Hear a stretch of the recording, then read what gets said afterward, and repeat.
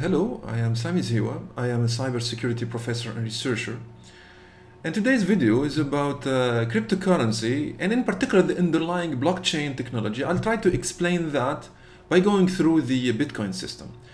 I prepared this video out of curiosity. I was hearing a lot about Bitcoin and cryptocurrency and I wanted to know what's going on. So I tried to make this video a little bit technical and at the same time intuitive. In my opinion, this is right balance between the ingredients to make it clear and understand really the point. So we, or at least me, we have trouble imagining money as electronic. So what does it mean, electronic money? The other question is how electronic money can be created, or the right term here is mined. Here the analogy is with gold because physical money is backed by gold. What about electronic money or cryptocurrency? The other misconception is being electronic, does it mean we can generate coins infinitely? The short answer for this is no, and we will have more about that. Other interesting question, what it takes to be a Bitcoin miner. I guess a lot of us are interested by this. We want to be miners. So what it takes for doing that. And the last question we try to answer in this presentation, what are the cryptographic guarantees for the Bitcoin economy? It means what are the protections from attackers and hackers in general. Okay, so if you go to a website like btc.com, you will see details like a bunch of numbers. And if you click on one of these links here, one of these blocks here, okay, these called blocks, okay, you're gonna see another bunch of numbers. So one of my objectives out of this presentation is to have you understand all these numbers, or most of these numbers, okay. So let's start by the beginning. Let's start first things first and start by the transaction security. So suppose we have a simple transaction like this. We have Ahmed sending to Amin some amount of Bitcoin, let's say 9 Bitcoins. Okay. So for Ahmed to secure his transaction, he will encrypt it with his private key.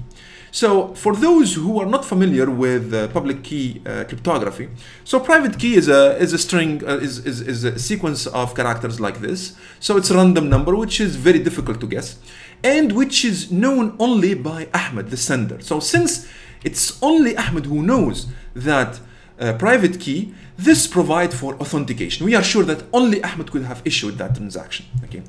The other question is who tell us that, or how can we assert that Ahmed has enough balance in his account to pay 9 Bitcoins? Okay, so typically this is maintained by a centralized entity, a bank, for example, that will tell us, for example, that the balance account for Ahmed is 9. So he's able to do that. Now in the cryptocurrency, but in Bitcoin in particular, we don't have that centralized entity. We have a distributed system, it's peer-to-peer system. So how we can make sure that Ahmed has enough balance? So the idea is simple here. If we know all the transactions that Ahmed did since he entered the system, let's say since his birth, all what he spent and all what he earned, we will be able to tell how much balance he has. And this is so basically in Bitcoin, we maintain all the transactions that has ever been done in the Bitcoin economy since the beginning of time, so since 2009. And we maintain it in a kind of linked list like this. We call it the public ledger. So its name is public ledger because it is public. So everybody in the system has a copy of that public ledger. What does it mean this? It means that any user of the system can validate or can make sure of the validity of transaction. So he can do the checking himself, okay, without resorting to a centralized entity. So with this distributed versus centralized way, it comes responsibility. So any user mistake, any mistake that a user does, for example, if he loses his private key, it leads to all Bitcoin ownership loss. So he will lose all his Bitcoin wealth. Okay. So not only that, if he loses his private keys, those Bitcoins will be lost from the Bitcoin economy as well. So being distributed, it comes with the responsibility. Now, another more serious problem that comes with the distributed way. So we don't have a bank, we don't have a centralized entity. So it's distributed, it's peer-to-peer. Everything is public here almost. And there is a more serious problem with the following. So suppose that Ahmed bought something from Amin's store, okay? And Ahmed sent the money to Amin. So Amin, after he checked the validity of the transaction, he will send the item to Ahmed, and then he will launch the process of confirming the transaction. Now, while the transaction is being confirmed, Ahmed will very quickly issue another transaction that is sending the money to himself, the same amount, okay? And he will make sure that this second transaction will get confirmed before the first one. So if this happens, the first transaction will become invalid. And basically Ahmed will get both the item, since the item is shipped, and the money. This is the so-called double spending problem. And it has to do with the transaction order. Okay, the order of transaction here is very important. So to deal with this problem, we use what we call the blockchain. So the blockchain concept is mainly there to avoid this double spending problem. So what is a blockchain? A blockchain is a chain of blocks, okay? And you can think of it as a linked list of blocks. Every block contains transactions. So how transactions are, or how blocks are formed, this is what we're gonna discuss now. So users typically in the system do transactions, okay? And for a transaction, these are examples of transactions. And for a transaction to be valid, it needs to be added to the public ledger, to the system, so that to be validated. Now, when a user does a transaction, he will broadcast a message telling the system, please add my transaction to the public ledger, so that it becomes official. Now, there are special type of users in the system called miners, and we go back to miner. We'll come back to this lately. Now, miners are specific users who will help that user to validate his transaction. So miner, what they will do? They will pick a subset of transactions, then they will add them to a block, and then they will try to add that block to the public ledger. Now, I said they will try to add the block to the public ledger because it is not easy. It involves solving a challenge. What is that challenge? So the challenge is the following. You take the transaction, you add to them the reference to the previous block, this reference here, and you add to that the random number, randomly guessed number, and then out of that you will compute the hash of that block. So for the hash here, example of hash function is SHA-256. For those who are not familiar with the hash function is a one-way function. So I will give you an example here of how it goes. So here we have, let's say we have a block containing these transactions. So a simple file, okay, like this. So computing the hash of that function consists in typing this command, okay. So if you do this, you obtain a random number like this, okay. What you see here is a random number, and it is the hash. So it is quick. It is quite easy to compute a hash function, okay, or the hash of a certain block, okay. Now, as you saw, computing the hash of a block is easy. So what is the challenge in that? The challenge, the difficult part is that you need the hash value to satisfy a certain condition. So the hash value that you obtain should be less than a certain threshold. So it should start by a couple of zeros, okay? Now, this is how, if you can find a block or a random number that results in a block that gives you a hash value smaller than this threshold, you solve the block. We call it solving the block, okay? Now, the process of solving the block consists in picking a random number, computing the hash, okay? If it is more than the threshold, you try again, and trying again means that you need to pick another random number. And you repeat the process again and again and again until you find a value which is smaller than the threshold.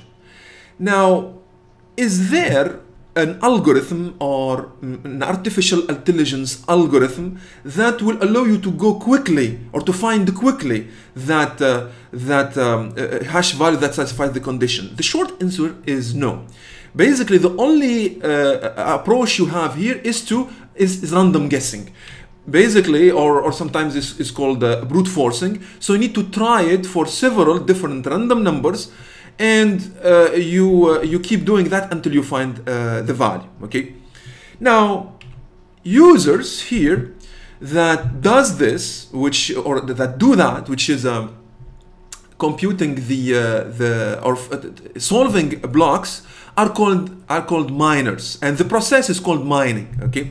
So you need a computer, you need a block, and you start solving a block, and these are called miners, okay? And there are a bunch of them, and all of these miners will try to solve their own block, okay? And they will be competing. It's a race here. Whoever solves his block first will get his block added to the public ledger. Now, if one miner solves his block, all other miners will get their blocks. They need to start over, basically. Okay, so this happens every 10 minutes. So in the Bitcoin system, every 10 minutes, a block is, on average, is being solved. Okay, so a question here: what if two miners solve their block at the same time, or approximately at the same time? Okay, so what happens here is that both of them will be added to the public ledger, but here we have an inconsistency. What does it mean? It means that some part of the network think that the last block is the blue one, and some other will think that the last block of the public ledger is the gray one. Okay, so when the problem is solved is when the next block is solved. So if it is solved from the side of the blue block, the gray block will be cancelled and will be ignored, and everybody will jump to the longest chain. Okay, and so basically the chain will quickly stabilize. So this is the solution of such situation. And basically the transactions that were there in the cancelled block will go back to the unconfirmed pool of transactions. Okay, now yeah, this is why it is recommended to wait a couple of hours to consider a transaction as final. Okay.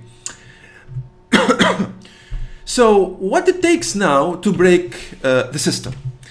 For an attacker and a hacker to break the system, it needs to control more than 50% of computers in the network to have more probability to solve a block before someone else. So this is what it takes to break the system. You need to control more than 50% of all computers in the Bitcoin network. Okay, but the interesting thing here is that if you have such capability, if you are an attacker and you have such capability, you are better off playing it fair, because solving a challenge or solving a block results in rewards. So you will get a reward when you solve a block. So what kind of rewards? We have two types of reward: mining reward and transaction fees. So we will start by the mining reward, and we'll ask the question how much. To answer how much you will get when you solve a reward, when you solve a block, I will answer first this question, which is the number of Bitcoins infinite? Okay, so to answer this, we have this plot. So the total number of bitcoins that will ever be created is 21 million. Okay, 21 million. Who set that number? Is the guy who set the whole system of Bitcoin, which is Satoshi Nakamoto. And until now, we don't know the identity of this guy or this entity behind that. So Satoshi Nakamoto, he did this curve, and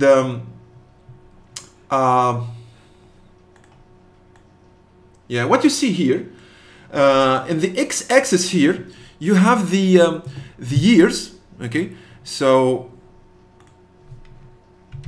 in the x-axis here you have the years. Okay, and in the y-axis you have the total number of bitcoins in circulation. We are in this part, so in 2018, so we are here, let's say here. Okay, so it means we are in this section exactly. Okay, so we in circulation now we have approximately 16 million bitcoins.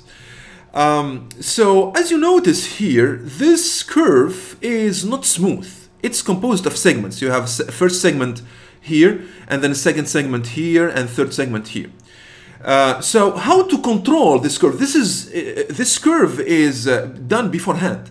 Basically, we control how many bitcoins are injected in the system. So to understand that, let's go to the next slide, which is this. It's the same curve, but now annotated with the Bitcoin or the mining reward. So in the first part of the curve, we have 50 bitcoins. What does it mean here? It means in the first 4 years of Bitcoin economy, basically solving a block will get you 50 bitcoins. Then after 4 years, so basically 2013, starting 2013, solving a block will get you 25 bitcoins. And then at 12.5, since we are in this part now, solving a block currently will get you 12.5 bitcoins. Now, this answers the other question, which is how electronic money is created or mined. So bitcoins are injected in the system through the Bitcoin, the mining reward. Okay, this is how bitcoins are created. Basically, blocks are solved, you get a reward, and those bitcoins will be injected in the entire system. Okay, so now I will, and this basically answers the question: if physical money is backed by gold, cryptocurrency is backed by solving hashes, which requires mining, and this is called also proof of work. Okay, now I will go back to the same slide here, and in the same curve, and I'll discuss something very interesting, which is the following. So compare these two situations here. This suppose someone in 2012 and someone in 2025. Okay, so the first one in 2012, if he solves a block, he will get 50 bitcoins as an incentive, as a reward. But in 2025, he will get something like 1 bitcoin. Okay, so the question is it worth it for that miner to still mine for bitcoins? The short answer for this is yes, although he gets as a reward here 1 bitcoin, okay, but it is still worth it because there is another incentive, another type of reward, which is the transaction fees. So basically the idea is that for every transaction in the block you just solved, there is a transaction fee assigned to that, and you will get it in addition to your mining reward. Okay, so transaction fees will be another incentive for miners, and as this plot shows, what you see here is in the blue here dotted here line. It is the total mining incentive. So initially the main incentive was the mining reward, okay, and that mining reward gets decreased because it gets halved every period, okay, every 4 years. And then what is going up is the transaction fees. Okay, so now the main reward or the main incentive is the mining reward, the flat mining reward, but with time the main incentive will become the transaction fees. Okay, so this is part of the system. This is to make mining still worth it with time. Now, to summarize, basically here, this is the entire system. Basically, transactions, here transactions gets secured by encrypting them with the private key. To avoid the double spending problem, we put transaction into blocks, and then we try to link those blocks into the public ledger, okay, through the blockchain, okay. Then miners will try to solve blocks in order to add them to the public ledger, and they will try to compete to do that. And once they solve a challenge or solve a block, they will get a reward, which is the mining reward. That mining reward will be replaced with time by the transaction fees. Okay. Now, the other question, what it takes to be a Bitcoin miner. So if you want to be a Bitcoin miner, these are the steps you're gonna do. So you need to create a Bitcoin wallet. You need to get the right mining hardware and software. Then you need to join a mining pool, start mining and watch your electricity bill, and then get your share of the reward in Bitcoins. Let's go through them one by one. So create your Bitcoin wallet. A wallet is basically the store of your private key. You need to hold your private key securely, because if you lose them, you lose all your Bitcoins, and in addition, you will lose also, the Bitcoins will be lost from the Bitcoin economy as well. So there are two types of wallets. You have the hardware wallet and the software wallet. Okay, so the hardware wallet is hardware, so it's a device. It costs around 100 to around approximately on average $100. It is more secure. It is called the cold wallet because typically it's not connected and it's not free. Now the software wallet, it's an app or web application. It is less secure. It is called the hot wallet because it's connected, and it's more practical, and typically it's free. Now, regarding the mining hardware, so it takes some specific hardware to mine, and these are examples, and the most popular one is this one, is the Antminer S9, and you have here the specification. And in the specification, the two important notes here are this one, the hash rate, which basically it says how many hashes it can try every second. So here it says almost 13 tera hashes per second. These are 13 trillion hashes per second. These are billion or a million, it's 1,000 billion hashes per second. Okay, so it's very fast. And the other specification is this electricity usage or power consumption. Basically, this will take around 1.3 kilowatt. Okay, so here electricity consumption or power consumption is important because let's have an example here. If you look for the electricity price across the world, it ranges between 1 cent to 100 cents, US dollar cents, per kilowatt hour. Okay, so assume that you are in a country where the price of electricity is 10 cents per kilowatt hour. So if you are using the Antminer S9 with this power consumption, you will be paying 13 cents per hour. Okay, and per day it means $3 per day, and per month it comes to almost $90 per month. So you need to take it into consideration when you do mining. Okay.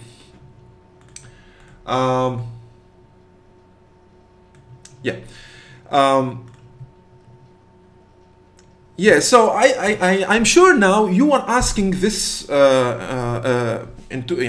natural question, can I do mining with my computer? Okay, yes, you can do it, and this is called CPU solo mining. Okay, and I tried it. There are applications that will tell you how much hash rate you have. So I tried it. I went to those. I tried those applications. I had a strong machine. It's 32 gigabytes with i7 with 16 cores. So it's a relatively strong machine. And by default, I tried it with 4 threads. Okay, this is the default, and I reached up to 65 hashes per second with 28% CPU usage. Okay, now when I increased the number of threads, okay, so now it is 24 threads, I reached up to 175 hashes per second, and now it's 98% as CPU usage. So let's say we can reach up to 200 hashes per second. So the question is it worth it? So to answer that question, let's do the Bitcoin math, or yes. So the Bitcoin math, so we are dealing with SHA-256 hashes. We are trying to guess hashes, okay? Now, the total space of these SHA-256 is 2 to the power 256 because the hash will get you a value of size 256 bits. So the total space is 2 to the power 256, okay? In decimal, this is approximately 10 to the power 100. So this is the total number of possible hashes you can have, okay? Now, the problem we are solving when we try to solve a block is easier than that, because you try to get a value less than a certain threshold. So, to be conservative, let's say the challenge is to find a value in a space of 10 to the power 20. This is the difficulty of the challenge. So, if you are doing CPU solo mining with 200 hashes per second, when we do the math, it will take you 4 billion centuries to scan all the space of possible hashes. Okay. Now, if you are using the Antminer S9, you will get to with that speed or hash rate, you will scan all the space in 6 years. Now, 6 years is manageable. You can get it with 6 years. Okay. But the main problem is that you don't have that much time, because you need to solve your challenge in less than 10 minutes, because you are competing with all the Bitcoin network, and on average a block is solved in 10 minutes. Okay, now when a block is solved, each one of the miners needs to start over, so you cannot spend years and years to solve the same challenge or to solve the same block. This is the point. Okay. Now, so basically the short answer is that it's not worth it. It's like lottery here. If you are doing solo mining, you are wasting your time, because it's almost doing a lottery here. Okay. Now, what is the alternative for that? The alternative is to join a mining pool. A mining pool, as the name indicates, you need to join a group of miners, and then you will contribute to solve a single challenge with all miners in that pool. So they use specialized protocols to organize themselves. Okay, and then when the pool successfully solves a challenge, you will get, if you are part of the pool, you will get a share of the reward proportional to how much you contributed to the hash rate capability of the pool. Okay. Now, this plot shows the market share of pools. So there are major pools in the network. Okay.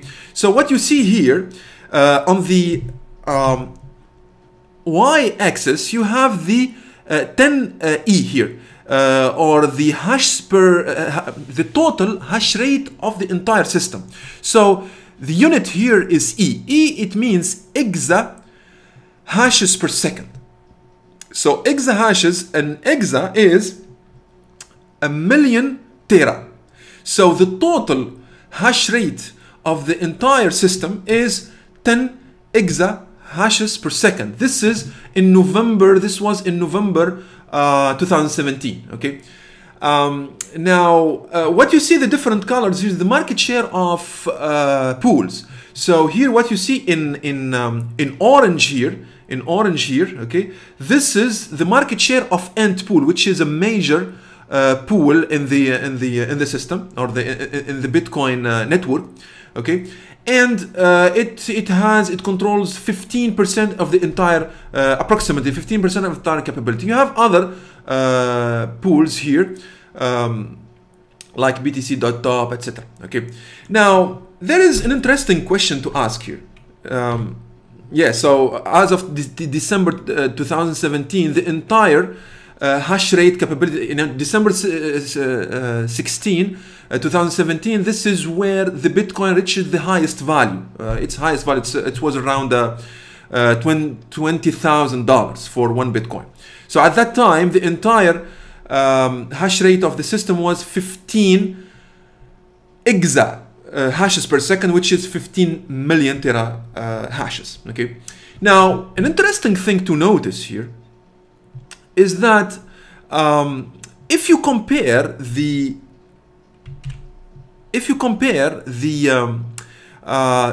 hash rate in this place here, so here basically in July 2016, and then you compare it here, okay, which is November 2017. So from these 2 points, the capability of the system doubled 10 times. Okay, so if in July 2016 we could solve a challenge every 10 minutes on average with that same capability, okay, with the capability of November 2017, we could solve a block every 1 minute. If you solve it here every 10 minutes, so it means you can solve it here every 1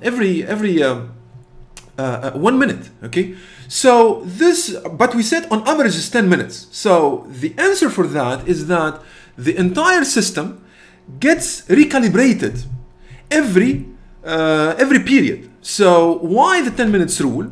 Because shorter block solving time, if it is less than 10 minutes, it will lead to instability. If it's longer, it will lead to a delayed confirmation. Okay, so since more users are engaged in mining, and since the machines are more and more powerful, okay, the Bitcoin system gets recalibrated every once in a while, and typically every 2 weeks, to make the difficulty of solving blocks proportional to the entire hash rate capability of the entire network. Okay, now, so the answer for this question, which is what are the cryptographic guarantees of the system, of the Bitcoin system, is that it is basically the number of miners, because here controlling the difficulty of solving a challenge or solving a block, it happens by controlling the value of this threshold. So the smaller the value, the more difficult it becomes to solve a block. So basically it has to do with the number of zeros you have here. So yeah, it's the number of zeros. So the more zeros, the more difficult it is to solve a block. Okay, so basically solving or answering this, what are the cryptographic guarantees for the Bitcoin economy, is that the more miners you have, the more difficult it becomes to solve a block, and the more difficult for a hacker to break the system. And basically the short answer for this question is that the number of miners. The cryptographic guarantees for the Bitcoin economy is the number of miners. So this ends this presentation, and I hope that you get a feeling about this entire system. And yeah, before that, I promised you that now we're gonna understand, you have an understanding of all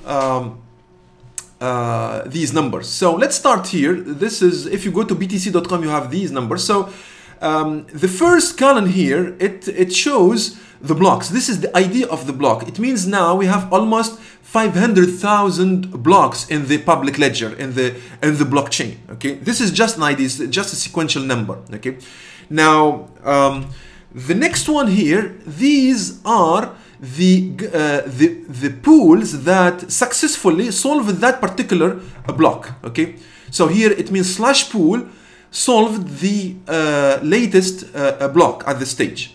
Now the other one here is the reward. So you see 15 here, 15 as a reward. You have 15, but we said that the current mining reward is 12.5. So that 15 comes from the 12.5 plus the transaction fees.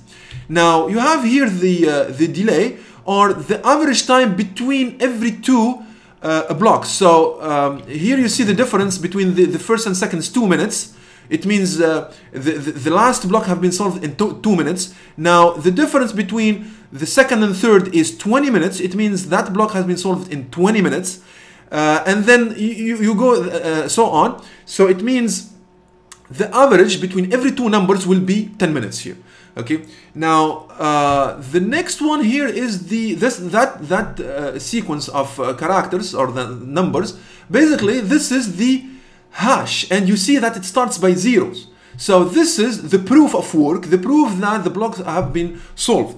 What you see here is the total hash rate of the entire system. Here you see that it is 13 exahashes per second at that time. Okay, and here you're the ranking of the most powerful pools in the system. So here you have Ent pool as leading with 2000 petahashes. Okay, peta is 1000 terahashes, okay, per second. And here you have this difficulties, you know, information about difficulty. This is needed to update or recalibrate the difficulty of the challenge every 2 weeks. It says here remaining 3 days and 3 hours for the next update of the difficulty of the challenge. And then you have here the inconfirmed transaction. So you have currently this number of transaction inconfirmed, and here it's the current best transaction fees. Okay, so the best transaction fees so far is this. Okay, now if you click on one of those blocks, you have another bunch of numbers. You have here the number of confirmation for that block, because it takes some confirmation to be official or to be final. Here it's the number of transaction per that block that have been solved. Here is the nonce, it's the random number that was used inside the block to solve it. Here are the hashes of the block of the previous and the next block, and here are the list of transaction part of that block. Okay, so I hope that you get a feeling about all this. So a system is very well designed, and this is why it is working so good so far. Okay, it's not the only Bitcoin, it's not the only cryptocurrencies. You have Ethereum, you have Ripple, you have Dash, you have plenty of others, and each one of them has very interesting features. Okay, different than Bitcoin, but it's whole ecosystem here. So I hope that you like this presentation. You get now a feeling. As you saw, I tried to make it at the same time technical, but also intuitive. And I hope to see you in a next video. Okay, so see you in the next video.